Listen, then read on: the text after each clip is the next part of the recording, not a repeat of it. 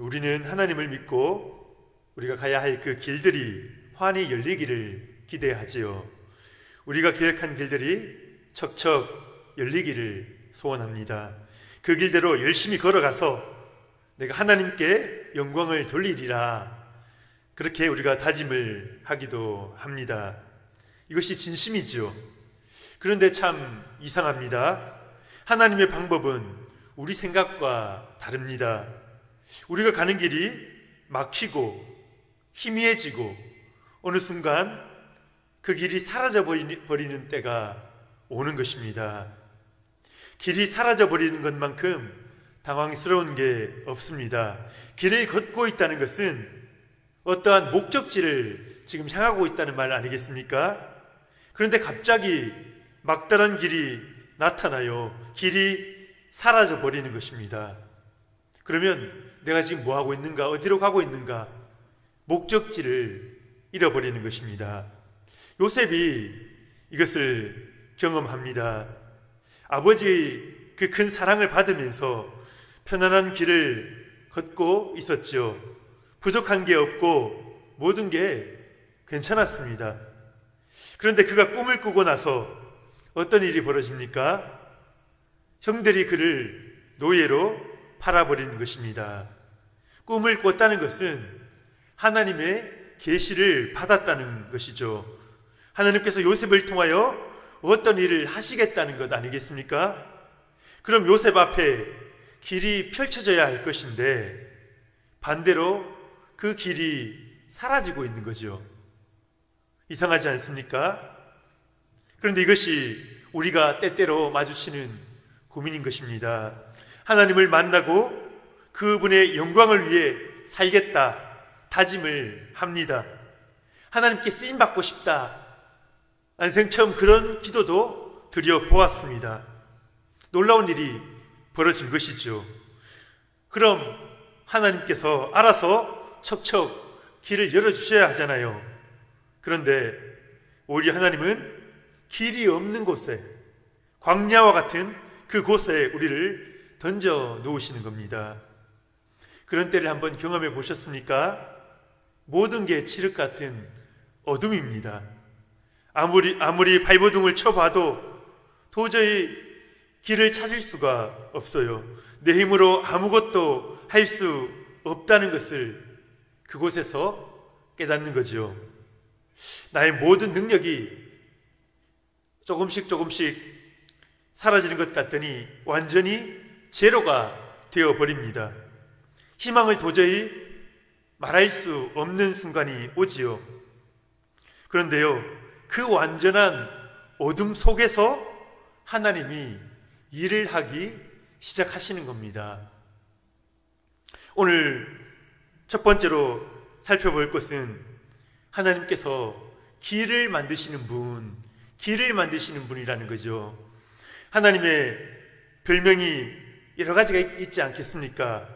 그 중에 하나가 웨이메이커, 길을 만드는 분이라는 뜻이죠.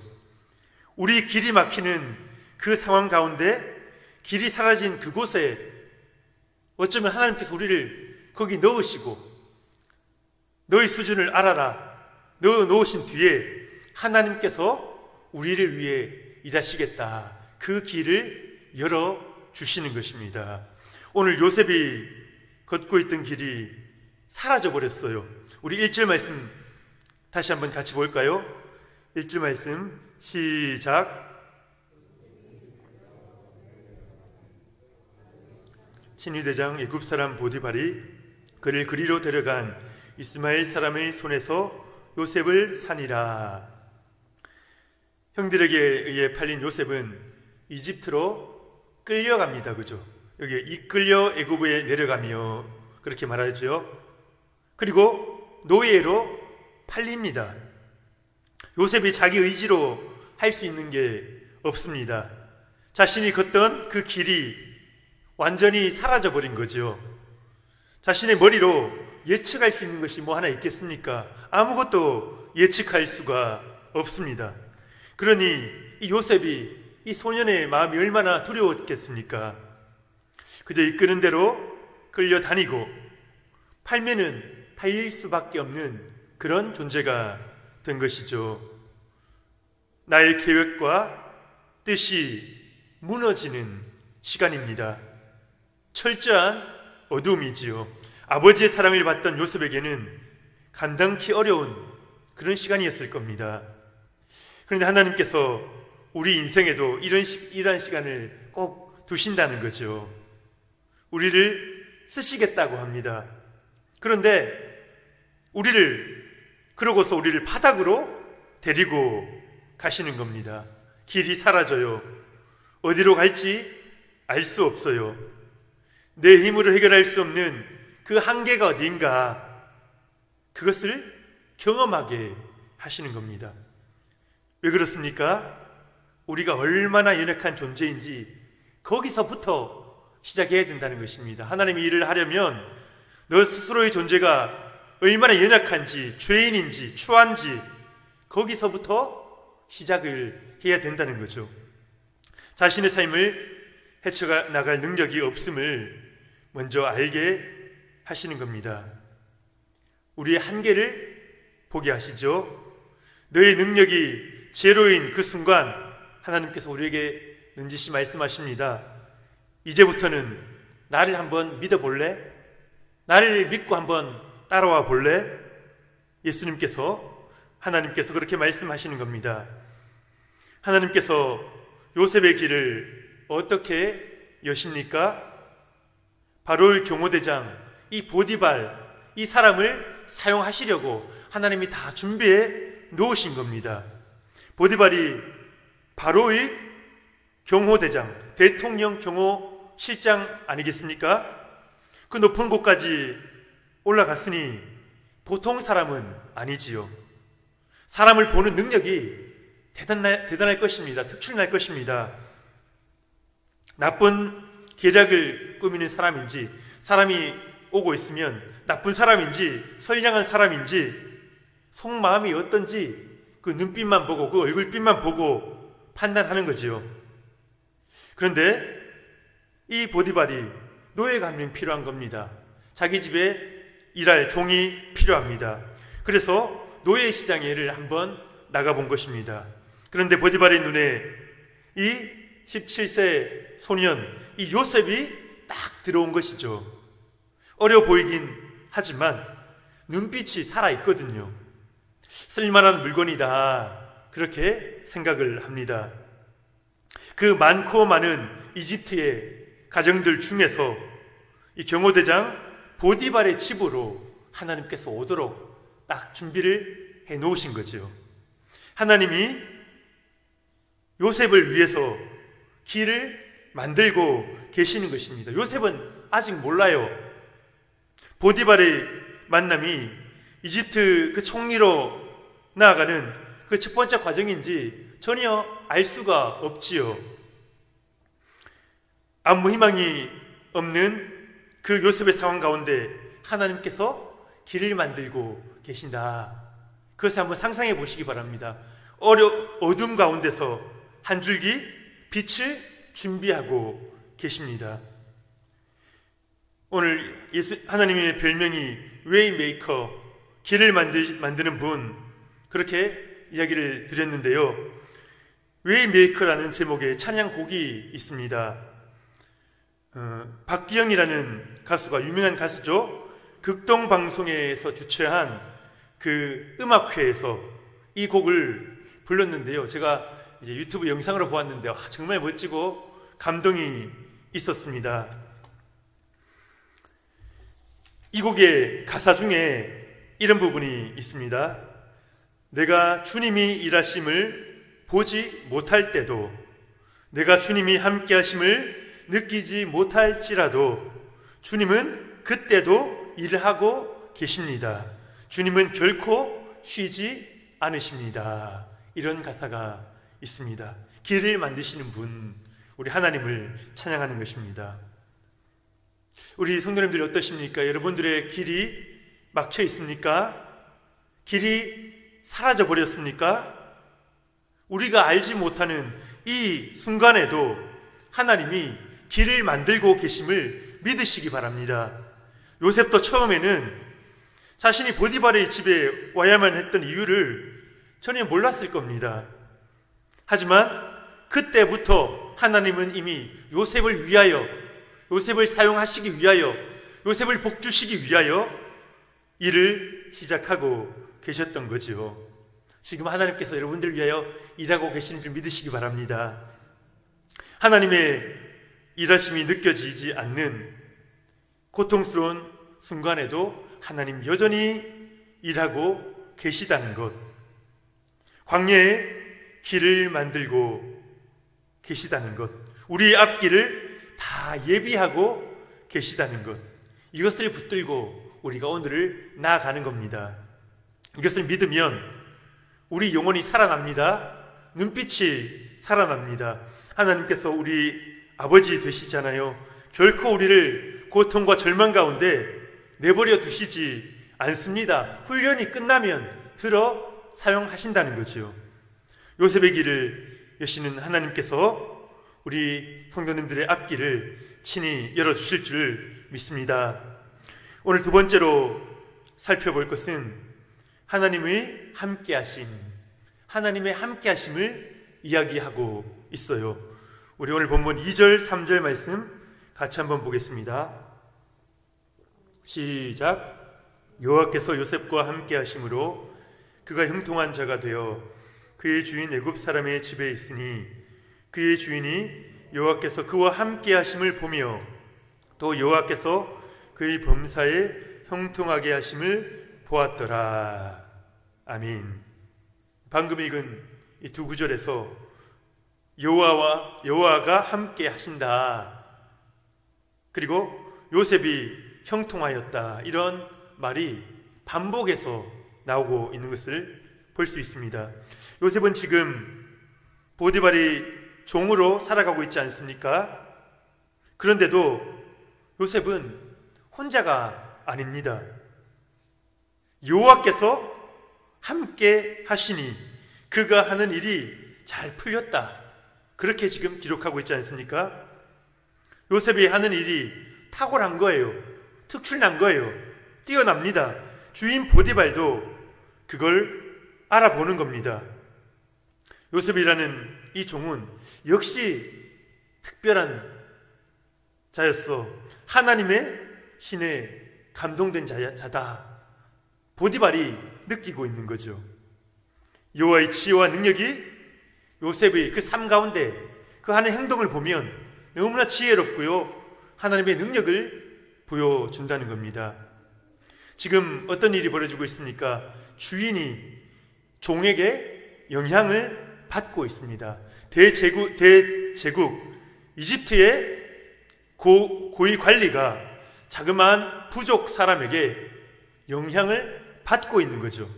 세상 방법대로라면 권력이 있는, 힘이 있는 주인이 종에게 영향력을 행사하고 이집트 사람이 이 작은 부족의 사람들을 압도해야 하지 않겠습니까? 그런데 여기서 이 영향력의 역전이 일어나고 있는 것입니다. 왜 그렇습니까? 여호와 하나님이 요셉과 함께 하시기 때문이다, 그렇게 말합니다. 하나님께서 자신을 세상에 드러내는 방식이 바로 이것입니다. 약한 자, 그러나 하나님을 사랑하고 하나님을 의지하는 자, 그와 동행함으로 말미암아 다른 영향력이 큰 다른 사람들에게 하나님의 살아계심을 증거하신다는 것입니다. 우리가 이것을 기억한다면요, 우리 기도 제목이 정확하게 잘 조준이 될 필요가 있습니다. 기도 제목 내용이 바뀌어야지요. 우리가 어떤 편안한 삶을 구하기도 하고 높은 지위를 구하지 않습니까? 하지만 삶이 편안하다고 주님의 뜻을 이루는 게 아니고요, 높은 지위에 올랐다고 주님께 영광 돌리는 것도 아닙니다. 우리가 구해야 할 것은 하나님의 함께 하심입니다. 여러분, 우리 성도님들 자녀들을 위해서 그렇게 기도를 해 주셔야 합니다. 내가 어떤 자리에 있든지 하나님의 능력이 나를 붙들어 주옵소서, 나의 자녀들을 붙들어 주옵소서, 내 삶에서 하나님의 사랑과 능력이 나타나게 하옵소서. 내가 혼자가 아니라 하나님이 나와 동행함을 저들이 알게 하옵소서. 우리가 그 기도를 드려야 하는 것입니다.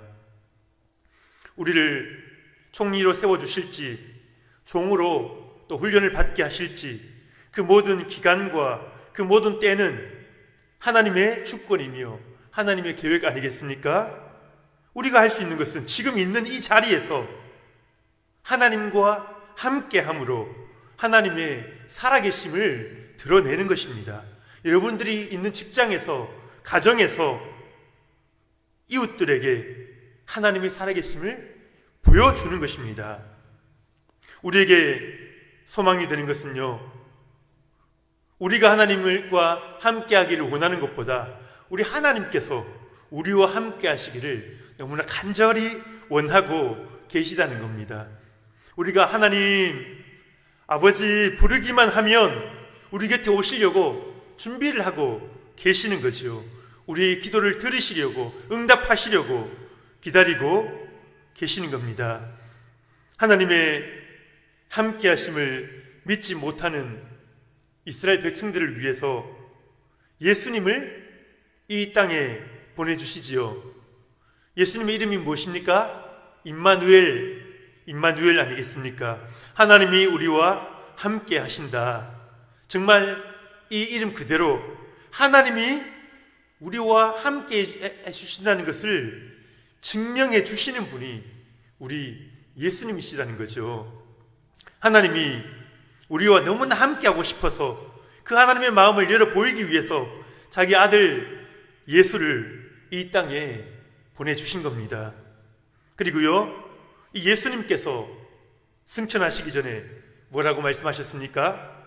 세상 끝날까지 너희와 항상 함께 하리라. 끝까지 함께 하겠다 약속하시지 않았습니까? 그래서 또 누구를 보내주십니까? 부활하신 예수님이 육체를 입고 우리 모두와 함께 할 수 없잖아요. 그래서 홀리 스피릿, 하나님의 영이요 예수의 영이신 그 성령을 우리 가운데로 보내주신 것입니다. 그 성령님이 지금 어디 계십니까? 우리 안에 계시지 않습니까? 우리가 하나님의 뜻을 구하며 성령을 사모할 때에 우리는 이 성령으로 충만해지는 것입니다. 우리의 연약함과 부족함은 가려지고 성령의 능력이, 그리고 예수님의 성품이 우리 안에 나타나기 시작하는 것입니다. 이것이 하나님과 동행하는 것 아니겠습니까? 우리가 성령으로 하나님과 함께 할 때에 세상은 우리 안에 있는 하나님을 보고 그것을 간접적으로 체험하는 거죠. 뭔가가 있구나, 뭔가 위대한 분이 계시구나, 창조주가 계시는 것 같구나, 그들이 느끼는 것입니다. 보디발이 여호와 하나님을 고백하게 되는 거죠. 저 종을 보니 여호와 하나님이 계시는구나, 여호와 하나님이 함께 계심을 보았더라, 그렇게 말하는 겁니다.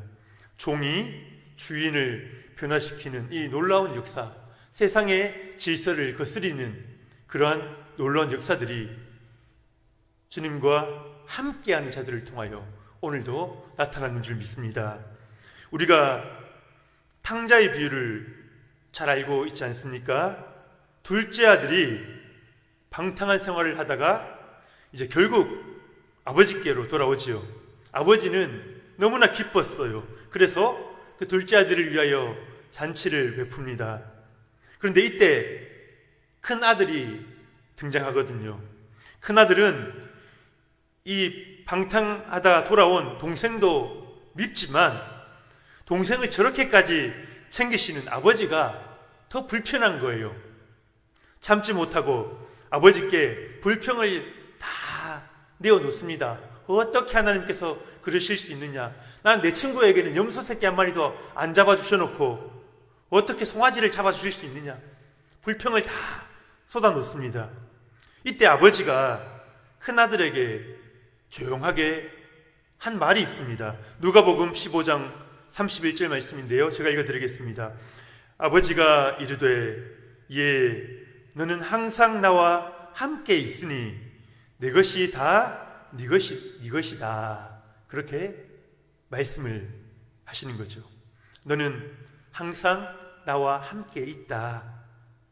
아버지의 것이 곧 너의 것이다. 큰아들의 문제가 뭐였습니까? 아버지와 함께 있음에도 아버지의 것을 내 것으로 사용하지 못한 겁니다. 얼마나 안타깝습니까? 아버지 아들로서 필요하면 달라고 요청하고 구하고 누리면 되는 건데 아버지께서 나에게 주실까? 나를 위해서 염소를 잡아 주실까? 그렇게 아버지의 것을 누리지 못했다는 것입니다. 그래서 하나님 우리에게 항상 말씀하시죠. 구하라 주시겠다. 찾으라 찾게 될 것이다. 문을 두드리면 내가 열어주겠다. 하나님께서 약속하시는 것입니다. 하나님 성령으로 하나님께서 우리와 함께 하시지요. 그 하나님께 날마다 필요한 것을 구하시고요. 도움을 요청하시고요.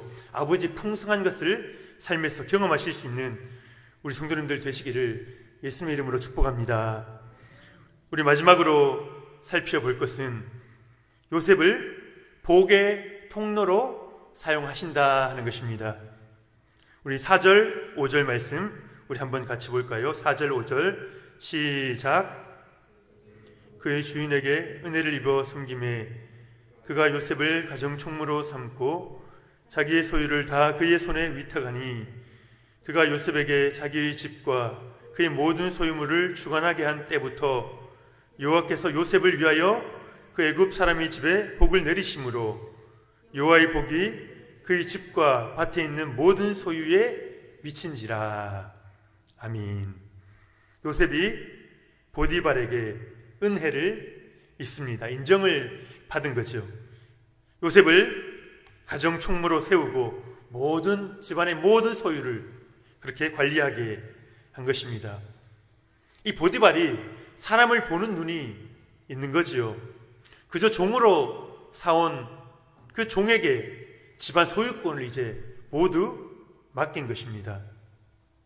그런데 이제 또 어떤 일들이 일어납니까? 5절을 한 번 더 보시면요. 제가 보겠습니다. 그가 요셉에게 자기의 집과 그의 모든 소유물을 주관하게 한 때부터 여호와께서 요셉을 위하여 그 애굽 사람의 집에 복을 내리심으로 여호와의 복이 그의 집과 밭에 있는 모든 소유에 미친지라. 여호와께서 보디발의 집에 복을 막 내리기 시작하시는데요. 이것이 그냥 보통 평범한 복 정도가 아닙니다. 집과 밭에 있는 모든 소유에 복이 임했다. 그렇게 표현을 하고 있죠. 여기서 복이 임하는 시점 그리고 복을 주시는 이유가 정확하게 나와 있는데요. 요셉에게 모든 소유물을 맡긴 그때로부터 그 시점으로부터 복이 임한 거죠. 그리고 요셉을 위하여 복을 내리셨다. 그렇게 말씀하고 있는 겁니다. 요셉을 위하여라는 말도 그대로도 이해가 되지만요. 여러 성경을 살펴보니 다음과 같이 번역되거나 의역이 되어 있습니다. 요셉을 위하여가 요셉 때문에 요셉을 보아서 요셉의 체면을 생각해서 요셉이 내 자녀이기 때문에 요셉을 내가 책임져야 하기 때문에 보디발의 집에 복을 줬다는 것입니다. 요셉이 전체 일을 맡는 그 순간 보디발의 집에 하나님께서 복을 마구마구 내려주시는 겁니다. 하나님은 자신의 자녀를 복의 통로로 사용하길 원하신다. 이거 우리가 너무나 많이 들은 이야기 아닙니까? 그런데 우리가 이걸 자꾸 잊어버리거든요.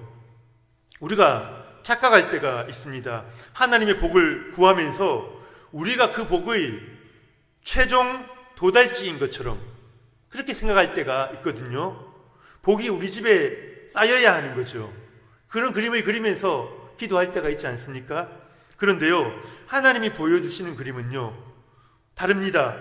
하나님이 복이 우리들을 통하여 계속해서 흘러가는 것입니다. 그 복이 우리 가정을 차고 우리 가정에서 다른 가정들로서 계속해서 흘러나가 다른 가정에 복이 되는 거죠. 이 복이 계속 흘러가고 있으면 어떻게 됩니까? 나에게도 끊임없이 그 복이 머무는 것 아니겠습니까? 하나님께서 자신의 자녀를 택하시면서 바로 이 그림을 그리고 계셨던 겁니다.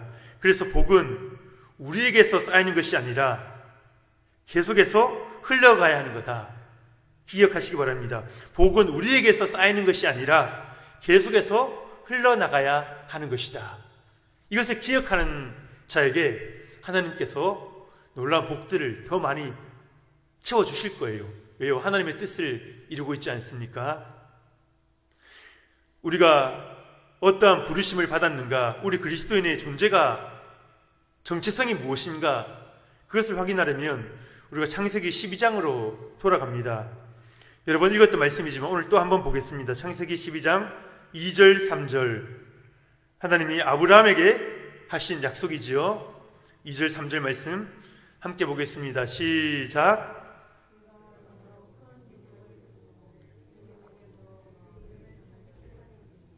너는 복이 될지라. 너를 축복하는 자에게는 내가 복을 내리고 너를 저주하는 자에게는 내가 저주하리니 땅의 모든 족속이 너로 말미암아 복을 얻을 것이라 하신지라. 정확하잖아요.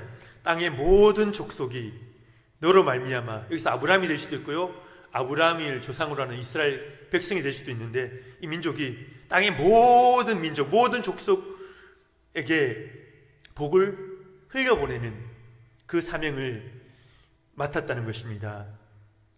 이 말씀에 비추어 본다면요, 이 말씀에 보면 또 너를 축복하는 자에게 내가 복을 내리고 너를 저주하는 자에게 내가 저주한다는 말씀 있죠. 이 말씀에 비추어 본다면 보디발은 요셉을 축복하고 그에게 은혜를 베풀었기 때문에 하나님께서 얘가 내 자녀를 알아보고 이렇게 은혜를 베푸는구나, 하나님께서 그에게 놀라운 복을 채워주고 계시는 겁니다. 오늘 요셉뿐만 아니라 오늘 예수를 구주로 믿는 우리 모두가 복의 통로로 부름받은 것입니다.